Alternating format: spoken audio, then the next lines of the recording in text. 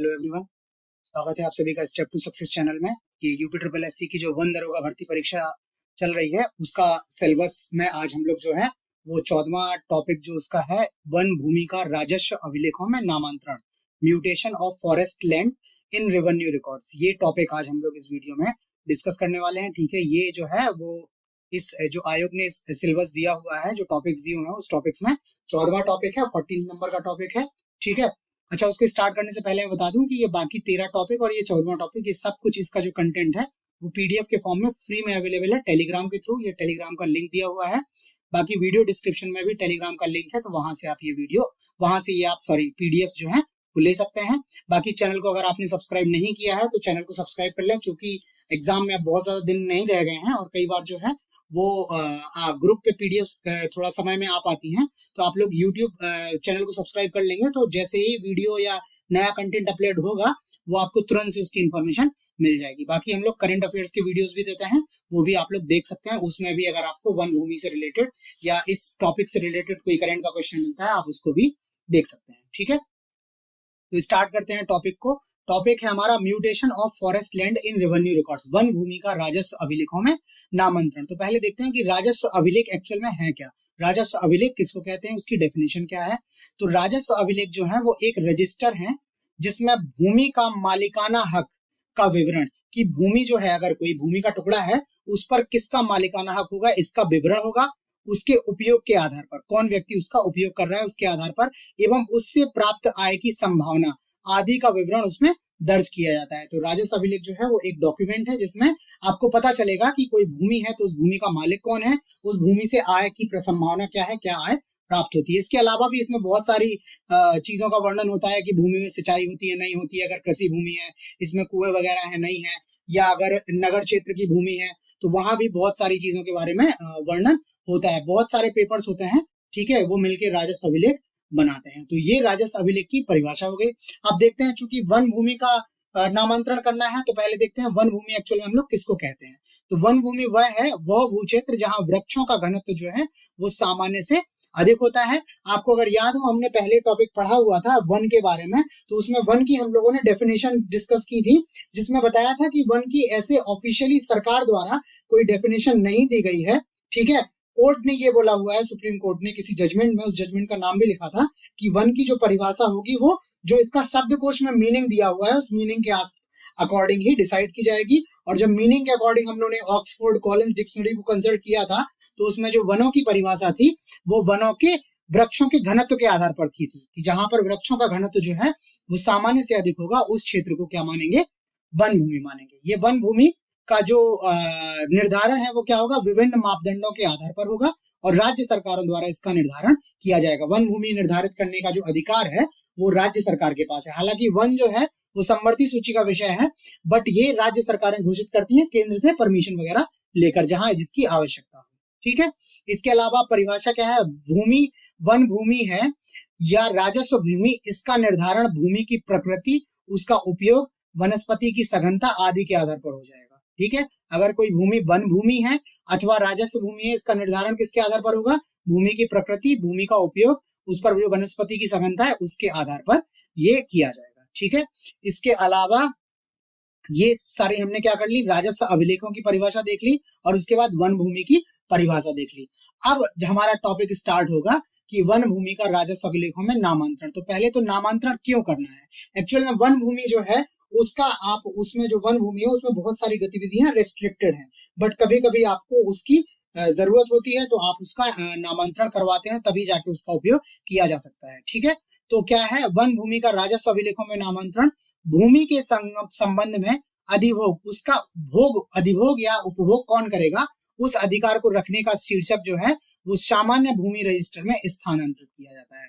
One भूमि के दस्तावेज अलग हैं, जब उस वन भूमि का उसके उपभोग के अधिकार को, इसका जो शीर्षक है उसको सामान्य रजिस्टर में, जो भूमि रजिस्टर है जिनको राजस्व अभिलेख है उसमें जब स्थानांतरित कर दिया जाता है तो ऐसे स्थानांतरण को ही हम लोग क्या कहते हैं कि वन भूमि का हमने राजस्व अभिलेखों में स्थानांतरण या नामांतरण कर दिया है। इसकी प्रक्रिया क्या है, वन भूमि का राजस्व अभिलेखों में नामांतरण जो है राज्य सरकारें क्षेत्रीय समितियों के आधार पर करती हैं। ठीक है, पहले कुछ क्षेत्रीय जो रीजनल कमेटी होंगी उनका गठन होगा, वो कमिटीज जो हैं वो उस भूमि का, वन भूमि का अध्ययन करेंगी। अध्ययन करने के बाद वो देखेंगी कि क्या ऐसी आवश्यकता है कि इस वन भूमि का नामांतरण क्या किया जाए, इसको राजस्व अभिलेख में दर्ज किया जाए, जिससे इसका और किसी विकासात्मक गतिविधि में प्रयोग हो सके। तो जब ये क्षेत्रीय, तो इसके आधार पर ये क्षेत्रीय समितियां जो है वो रिकमेंडेशन देंगी। बाकी जो जमीन वन के रूप में या खेती के रूप में दर्ज की गई है, ऐसी जमीन का नामांतरण उस इलाके के पटवारी द्वारा किया जाता है। ये पटवारी, इसी को आप लोग लेखपाल भी बोलते हो, ठीक है।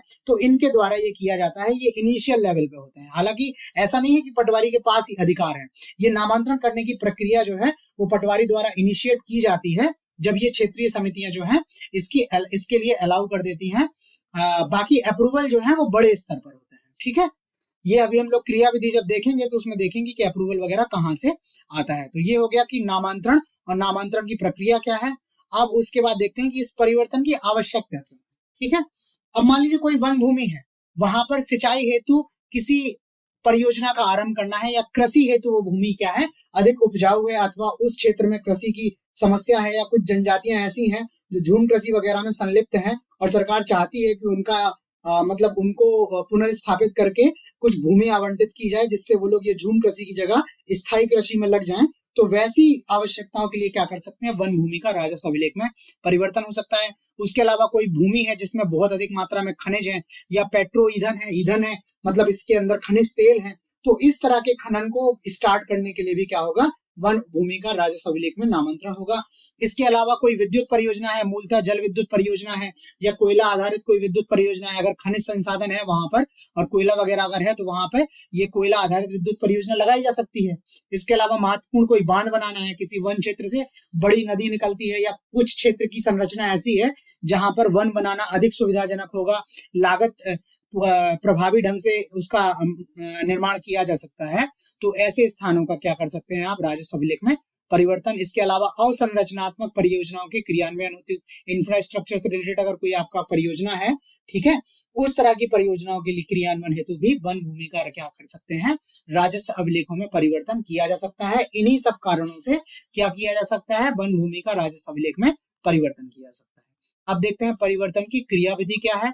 परिवर्तन की क्रियाविधि के लिए क्या होगा, वन भूमि के नामांकन, निरीक्षण व प्रभावशीलता की जांच हेतु राज्य सरकार एक नोडल अधिकारी नियुक्त करेगी, ठीक है। एक राज्य सरकार क्या करेगी, नोडल अधिकारी नियुक्त करेगी। वो क्या देखेगा, कौन सी भूमि है, उसका निरीक्षण करेगा, उसकी प्रभावशीलता की जांच हेतु क्या है, ये सब कार्य करेगा।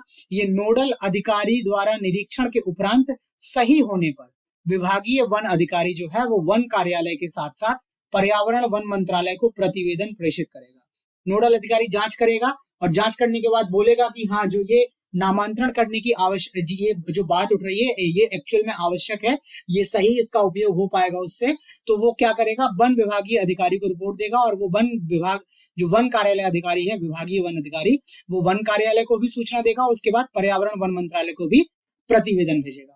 प्रतिवेदन के बाद राज्य व केंद्र शासित प्रदेश इसे केंद्र सरकार की अनुमति हेतु प्रेषित करेंगे, ठीक है, क्योंकि वन संवर्ती सूची का विषय है। राज्य जो है और केंद्र शासित प्रदेश जो है इसे केंद्र सरकार के पास, सेंटर के पास भेजेंगे, ठीक है। और उसके बाद केंद्र सरकार जब अनुमति दे देगी तो अनुमति प्राप्त होने के बाद उस भूमि का नामांतरण किया जा सकता है। वन भूमि का नामांतरण क्या है, राजस्व अभिलेख में कर दिया जाएगा, ठीक, जिसके बाद उसका और किसी कार्य के लिए उस भूमि का उपयोग किया जा सकता है। तो इसमें मेन जो है वो अनुमति है केंद्र सरकार से, और केंद्र सरकार में अनुमति कहां से आएगी, पर्यावरण वन मंत्रालय से, ठीक है, जिसका हम पहले भी चर्चा कर चुके हैं, ठीक। तो ये हो गई परिवर्तन की क्रियाविधि, ठीक है। अच्छा, इसके बाद एक हम लोगों ने जब टॉपिक डिस्कस कर रहे थे उस टाइम पे हमने बोला था फॉरेस्ट राइट्स एक्ट, वन अधिकार अधिनियम। तो इसका जो पूरा नाम है वो है अनुसूचित जाति और अन्य पारंपरिक वन निवासी, अनुसूचित जनजाति के जो लोग हैं वन क्षेत्रों में रहते हैं। उसके अलावा वन क्षेत्रों में बहुत सारे ऐसे हैं जो पारंपरिक, जो ट्रेडिशनली वहां पर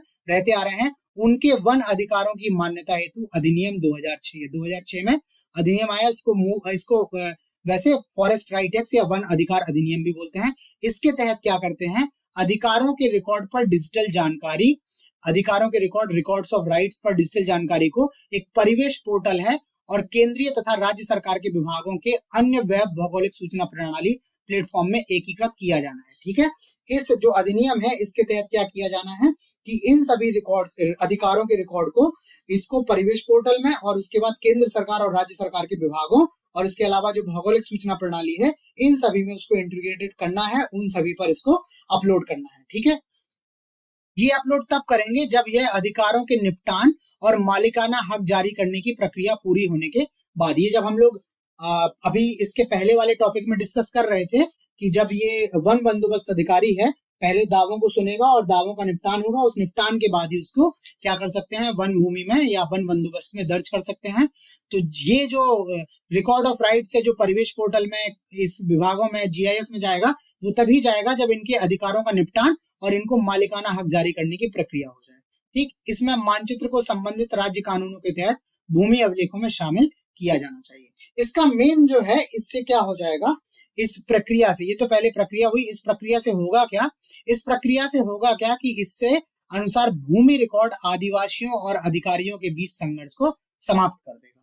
क्या होगा कि आदिवासियों का जब रिकॉर्ड में ही आ गया है और वो भी डिजिटल रिकॉर्ड है जो सबको एक्सेसिबल है और जिसमें लिखा हुआ है कि इस भूमि पर या इस पर्टिकुलर क्षेत्र पर क्या है, इन आदिवासियों का इस तरह से अधिकार है, तो फिर कोई भी अधिकारी जो है उनके अधिकारों को क्या कर सकता है, निरस्त नहीं कर सकता है बिना किसी विधायी वो कानूनी प्रक्रिया के। तो उनके बीच के जो क्लेशेस हैं वो क्लेशेस खत्म हो जाते हैं। एक्चुअल में ये क्लेशेस होते क्या है, कभी कभी क्या होता है कि एफआरए के तहत आवंटित भूमि का टुकड़ा वनीकरण के लिए उपयोग किया जाता है। ठीक है, कोई भूमि का टुकड़ा आवंटित हुआ है इनको, जो जनजातियां हैं, अनुसूचित जनजातियां या वहां के मूल निवासी हैं, उनको सरकार ने एज कंपनसेशन कोई भूमि का टुकड़ा आवंटित कर दिया और उसी टुकड़े पर कई बार क्या करने लगते हैं, अधिकारी जो है वनीकरण के लिए उसका उपयोग करने की प्रयास करते हैं, जिससे दोनों पक्षों के लिए बहुत सारी समस्याएं उत्पन्न होती हैं। तो इस तरह का जब इसका अपलोड हो जाएगा तो इससे ये समस्याएं जो है वो समाप्त हो जाएंगी।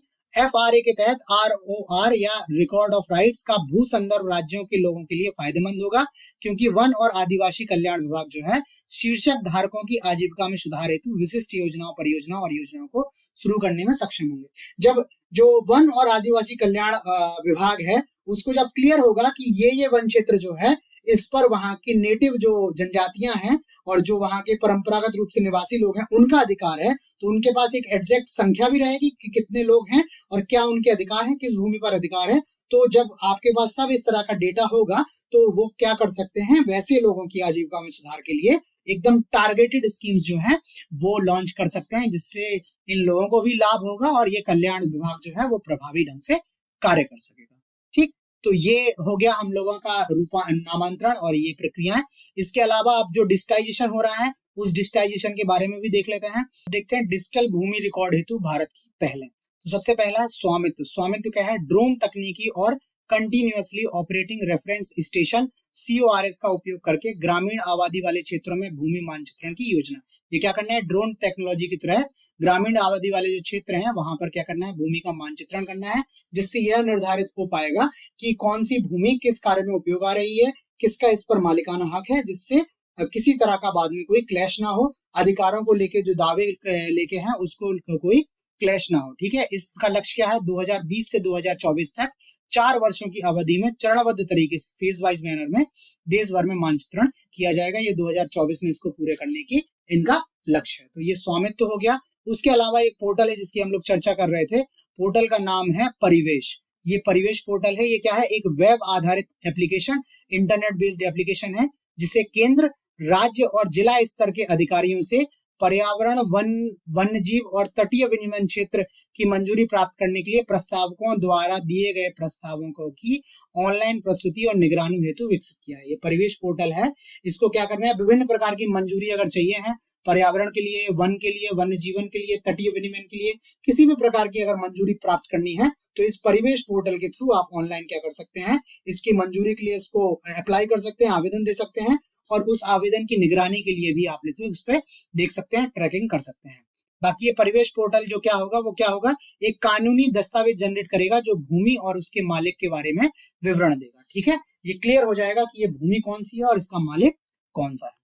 इसके अलावा और कार्यक्रम में एक है, ये है Bhoomi Samvad digital India land record आधुनिकीकरण national workshop on digital India land record modernisation programme, DILRMS। ये लिखा हुआ है वर्कशॉप, ठीक है, ये ट्रेनिंग नहीं है, ये वर्कशॉप है। वर्कशॉप में ट्रेनिंग में एक तरफ से बात होती है, वर्कशॉप में डायलॉग होता है, लोग अपने कंसर्न भी बताते हैं और लोगों को कुछ सिखाने का प्रयास भी होता है। इस तरह से वर्कशॉप ऑर्गेनाइज की जाती है। तो ये एक वर्कशॉप है, इसको क्या बोलते हैं, राष्ट्रीय कार्यशाला है, नेशनल वर्कशॉप है। इसमें क्या है, उपयुक्त एकीकृत भूमि सूचना प्रबंधन व्यवस्था विकसित करने के लिए, ठीक है, एकीकृत भूमि सूचना प्रबंधन व्यवस्था, एक integrated land information management system विकसित करने के लिए, ताकि लैंड इंफॉर्मेशन के बारे में जो है इसको अच्छे से मैनेज किया जा सके और इसका जो ये इंटीग्रेटेड हो, ताकि एक ही जगह पे ये सूचना एकत्रित हो और उस जगह से क्या है पूरे देश भर में उस भूमि के बारे में जानकारी हासिल की जा सके, ठीक है।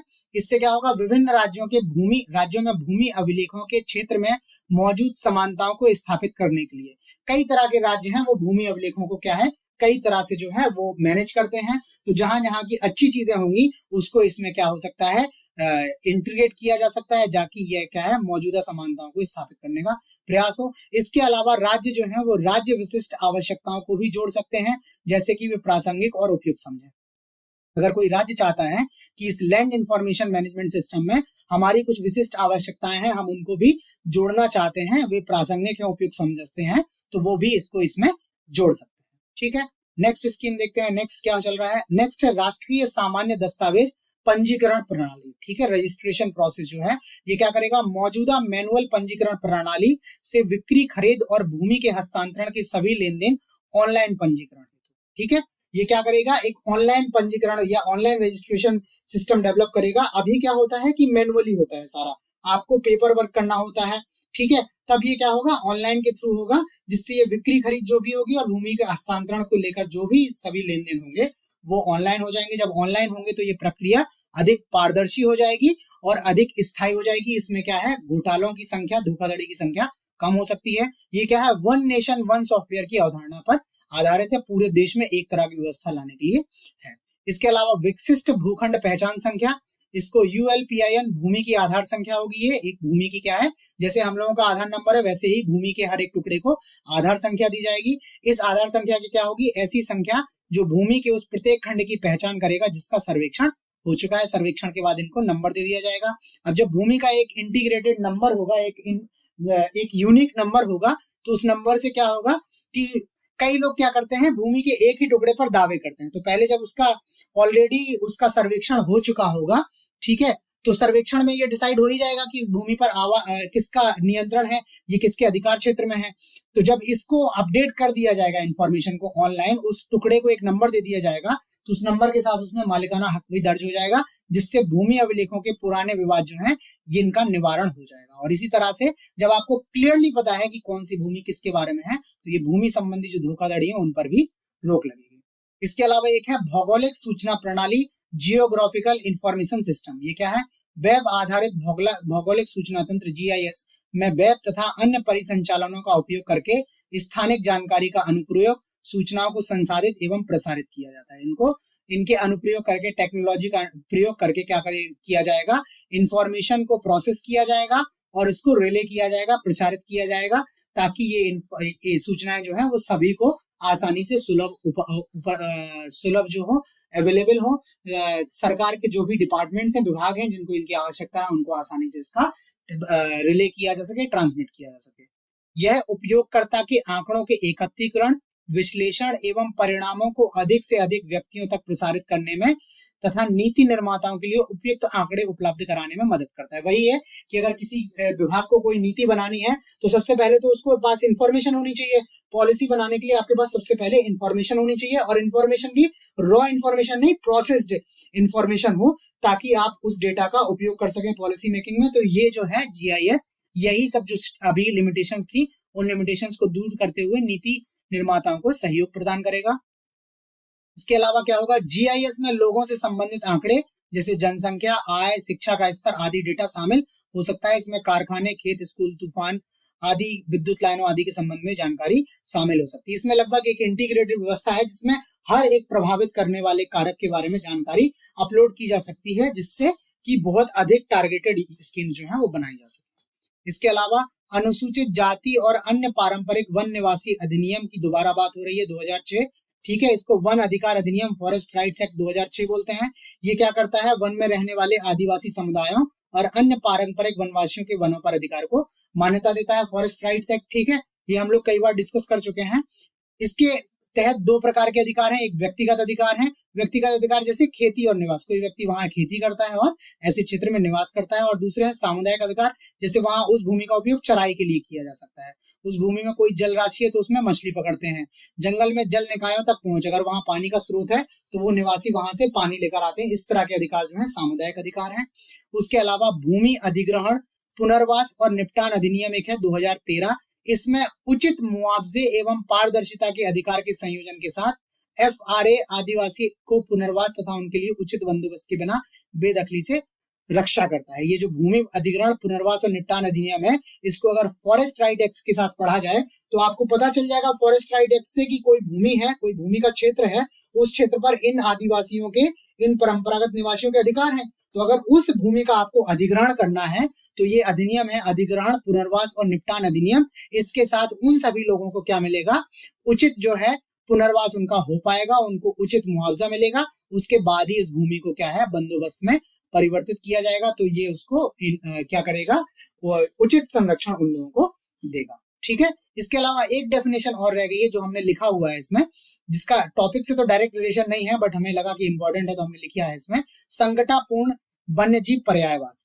ठीक है, वन अधिकार अधिनियम जो 2006 है, इसमें इसको निम्न रूप से परिभाषित किया है, राष्ट्रीय उद्यानों और अभ्यारण्यों के ऐसे क्षेत्र जिन्हें वन्य जीव संरक्षण के उद्देश्य से केंद्र सरकार द्वारा निर्धारित और अधिसूचित किया जाना आवश्यक है, उन क्षेत्रों को क्या बोलते हैं, संकटपूर्ण वन्य जीव पर्यायवास। संकटपूर्ण वन्य जीवों के बारे में भी आप लोगों से चर्चा हो चुकी है। ठीक है, तो आज के इस टॉपिक में इतना ही है, मतलब जितना है उससे भी हमने कोशिश की है कि कुछ एक्स्ट्रा आपको कर दिया जाए, ताकि अगर कोई अलग से दाएं बाएं से थोड़ा बहुत क्वेश्चन आता है तो आ जाए। बाकी मैं फिर भी रिपीट करूं कि ये एग्जाम जो है वो पहली दफा इस तरह का एग्जाम हो रहा है इस पैटर्न पे। ठीक है, अभी तक नहीं आया हुआ है, और एग्जाम भी जो है वो यूपी SSS करवा रही है, PCS या UPSC का एग्जाम नहीं है। तो इसमें जो क्वेश्चंस आएंगे वो बेसिकली फैक्ट बेस्ड आएंगे, बहुत थ्योरी बेस्ड या अप्रोच बेस्ड नहीं क्वेश्चन आने चाहिए, जो मेरा अनुमान है। ठीक है, बाकी आप लोग पढ़िए सब, बट आप फैक्ट्स पे बहुत अधिक ध्यान दीजिए। जो भी तरह की योजना है, जो कुछ भी है, जिनमें कहीं भी डेटा है, वो डेटा आप जरूर याद करके रखिए, याद करके जाइए, आपका एग्जाम अच्छा होगा। ठीक है, बाकी जो वीडियो में हमने कंटेंट डिस्कस किया वो आपको कैसा लगा वो आप प्लीज लाइक करके कमेंट करके जरूर बताएं। बाकी आप चैनल को सब्सक्राइब कर लें ताकि आपको सारे कंटेंट के बारे में जानकारी मिलती रहे। और भी हमारे जो प्रोग्राम चल रहे हैं, जैसे करंट अफेयर्स का है, इसके अलावा वंदरोगा की टेस्ट सीरीज भी है, इसके बाद जो PCS की परीक्षा आने वाली है उसके लिए भी हम लोग टेस्ट सीरीज स्टार्ट करेंगे। ठीक है, तो वो सारे आपको ताकि अपडेट्स मिलते रहे। बाकी ये टेलीग्राम ग्रुप ज्वाइन कर लीजिए ताकि आपको सारे कंटेंट की फ्री PDF जो है वहां से मिल सके। ठीक है, तो वीडियो में इतना ही, बाकी कल मिलते हैं नए टॉपिक के साथ, तब तक के लिए धन्यवाद।